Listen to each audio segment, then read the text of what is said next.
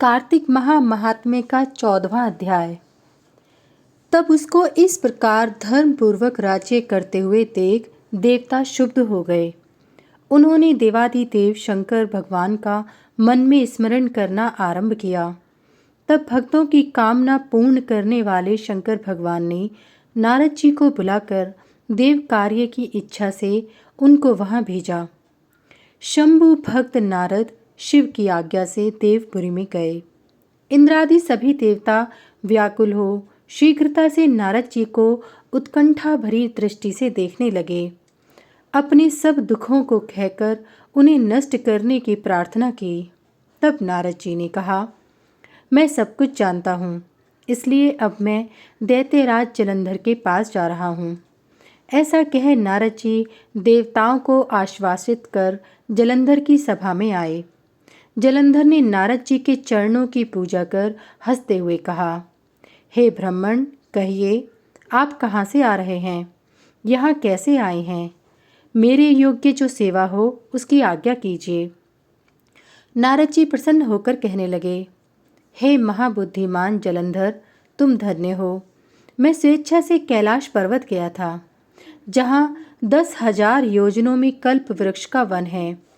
वहाँ मैंने सैकड़ों कामधेनुओं को विचरते हुए देखा तथा यह भी देखा कि वह चिंतामणि से प्रकाशित परम दिव्य, अद्भुत और सब कुछ सुवर्ण में है।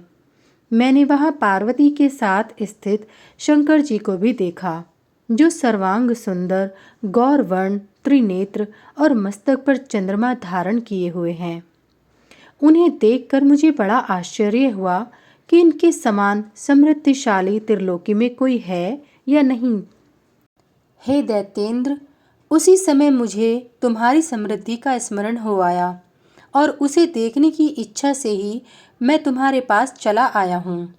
यह सुन जलंधर को बड़ा हर्ष हुआ। उसने नारद जी को अपनी सब समृद्धि दिखला दी। उसे देख नारद ने जलंधर की बड़ी प्रशंसा की और कहा कि निश्चय ही तुम त्रिलोकपति होने के योग्य थे। ब्रह्मा जी का हंस युक्त विमान तुम ले आए हो और देवलोक, पाताल और पृथ्वी पर जितने भी रत्न आदि हैं, सब तुम्हारे ही तो हैं। ऐरावत, उच्छ्रवा, घोड़ा, कल्पवृक्ष और कुबेर की निधि भी तुम्हारे पास है। मणियों और रत्नों के ढेर भी तुम्हारे पास लगे हैं। इससे मैं बड़ा प्रसन्न हूँ, परंतु तुम्हारे पास कोई स्त्री रत्न नहीं है। उसके बिना तुम्हारा यह सब फीका है। तुम किसी स्त्री रत्न को ग्रहण करो।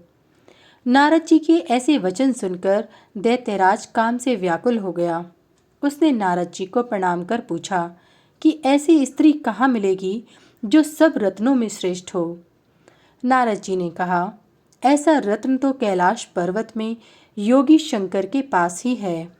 उनकी सर्वांग सुंदरी पत्नी देवी पार्वती बहुत ही मनोहर हैं। उनके समान सुंदरी मैं किसी को नहीं देखता। उनके उस रत्न की उपमा तीनों लोकों में कहीं नहीं है। देव ऋषि उस दैत्य से ऐसा कहकर देव कार्य करने की इच्छा से आकाश मार्ग से चले गए।